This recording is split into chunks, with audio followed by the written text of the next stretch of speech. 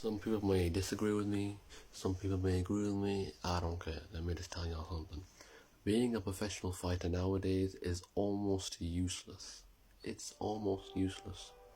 Unless you grew up in a household where you have an alcoholic mother, your father's not there, you're struggling to pay rent, you're living in the streets, you're almost living in the streets doing stupid stuff, and all of a sudden, your mom sees a professional fighting combat gym, UFC, MMA or boxing, whatever, and just send you there.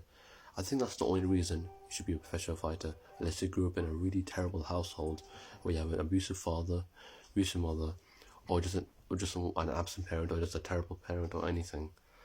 That's the only reason to be a professional fighter. A lot of these past high-level professional fighters, they used to live a really terrible life, like Mike Tyson, Sugar Ray Robinson, all these other fighters. Yeah, there's an exception of Ryan Garcia and Gervonta Davis and Shakur Stevenson, but they were meant to be fighters anyways. They were meant to be professional boxers. They were groomed by Floyd Mayweather to be the best of the best. Alright, don't say it, but Sugar, but Devin Haney and Michael Jackson. What? By Gervonta Davis was groomed by Floyd Mayweather to be the best of the best. The most technical boxer of all time I've ever seen. It's so sexy. So and there are so many professional boxers now. I think over 20,000 professional boxers. Almost all of them don't make it.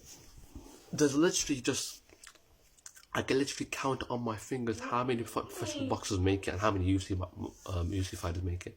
It is so hard, and it's such a gruesome sport.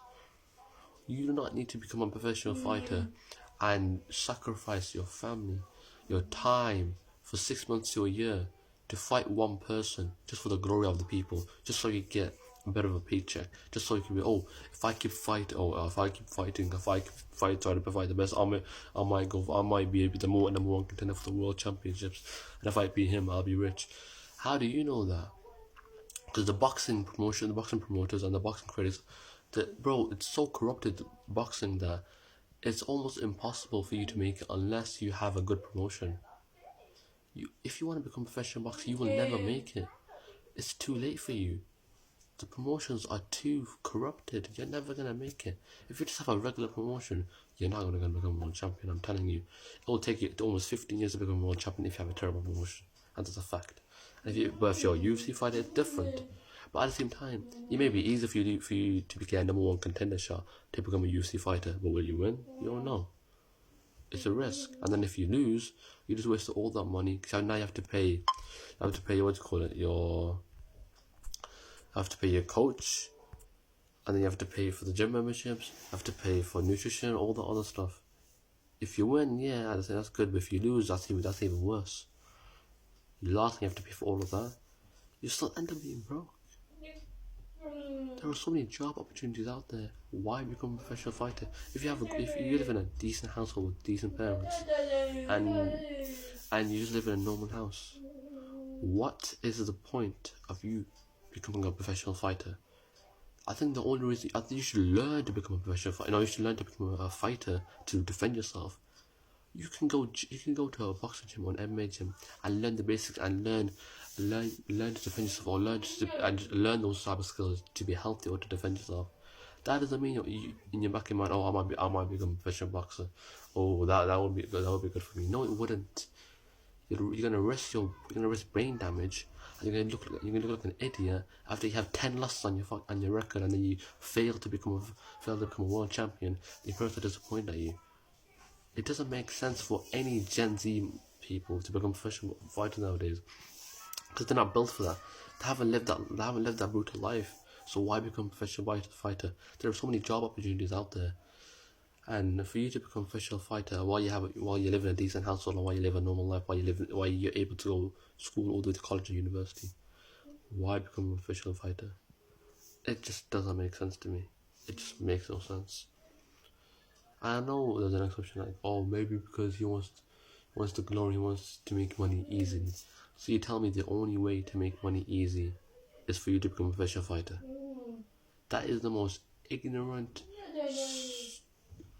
fucking opinion I've ever heard. That's just completely wrong.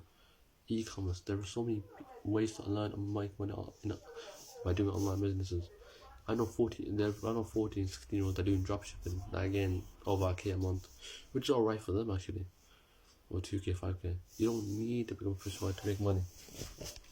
And if that's the case, you need to be almost homeless, and you need to have an alcoholic or abusive father, an absent father, an alcoholic or abusive mother, or just live in a terrible household and one of the parents are struggling to pay rent, or you just live in a really terrible environment, and you get bullied constantly, and you get fed really terrible abusive drugs. That's when you become a professional fighter, because you have no choice but to do something like that. But if you're in a normal household and you go to secondary school, to college, sixth form, then university, bro, you're practically living the super civilian lifestyle. So why do you become a professional fighter? You can train combat sports, UFC, MMA, jiu-jitsu, kickboxing, whatever. But that doesn't mean you should become a professional boxer, because almost a lot of people in Gen Z are not really built for that. And that's fine. You shouldn't be built to become a professional fighter. We need aspiring future people to build the economy up. We don't need so many people in Gen Z to become professional fighters. We don't need that. It's practically useless. And y'all people who think, oh, this guy's speaking out of his ass, well, why I bet you're just saying it because you can't fight. Really? So me having an opinion on why people shouldn't become professional fighters means I can't fight. Maybe because I don't need to. Maybe because I don't get involved in these tough situations. Maybe because I ain't weak and pathetic and I can actually control my anger. Because a lot of these people in Gen Z, and especially in secondary school, the amount of fights I've seen, the amount of pathetic fights I've seen is absolutely ridiculous. These people cannot control their anger because they're weak and pathetic. And probably they've been abused by their parents, maybe that's why they have so many anger issues. But that's not the point. The point is, a lot of these Gen Z people, they don't have any patience, and they think, oh, I just knocked out one person from secondary school who I got 1 or 2 KO ratio, which means I can become a professional fighter. No. That's not how it works, mate. That is not how it works.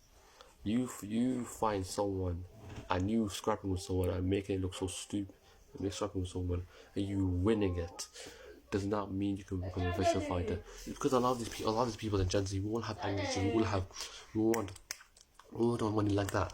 No patience. No one has patience in Gen Z.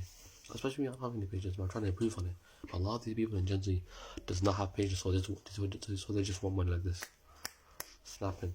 Which I understand, but at the same time, what are you doing? So, being a professional fighter nowadays is almost useless. You don't need it. There are so many job opportunities out there.